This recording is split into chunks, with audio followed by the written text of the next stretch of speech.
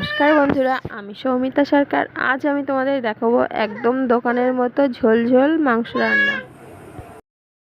মাংসগুলোকে ধুয়ে রেখেছি, এরপর কড়াইতে গরম তেল বসিয়ে আলুগুলোকে ভাজতে দিয়েছি। আলুগুলো ভাজা হয়ে গেলে কুটে রাখা পেঁয়াজগুলো গরম তেলের মধ্যে দিয়ে দিয়েছি। এরপর রসুন, কাঁচা লঙ্কা, টমেটো ও আদা দিয়ে একসঙ্গে মিক্সড করে নেব।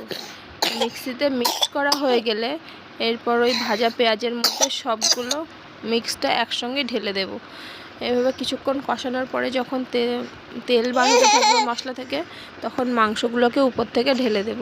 মাংসগুলোকে দিয়ে কিছুক্ষণ নাড়ানোর পর লবণ ও হলুদ দিয়ে আরও কিছুক্ষণ নাড়াবো।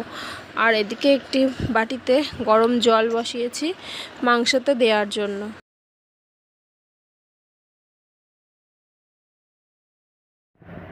আর এই যে আমার অহন যে এত দুষ্টু, এখন আমি ভিডিওতে ভয়েস দিচ্ছি, ওর হবে না।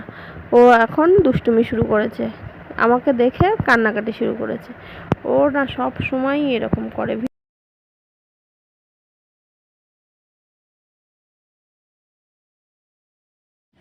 চলো ফিরে আসি ভিডিওতে।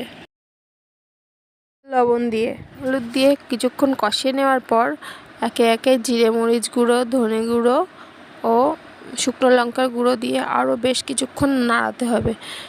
নাড়তে নাড়তে যখন মাংসটা দিয়ে জল ছাড়বে, তখন গরম জলটা আস্তে আস্তে তার উপরে দিয়ে দিতে হবে। এবার গরম জলটা দেওয়ার পর ফুটে উঠবে। ব্যাস, ফুটে উঠলে একটু গরম মশলা দিয়ে নামিয়ে দিয়ে ধনেপাতা দিলেই রেডি হয়ে গেল আমাদের মাংস রান্না।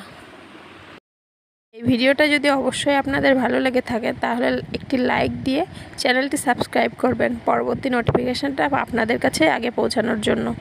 এভাবেই আমাকে সাপোর্ট করবেন, যাতে আমি আরও সামনে এগিয়ে যেতে পারি। ধন্যবাদ বন্ধুরা।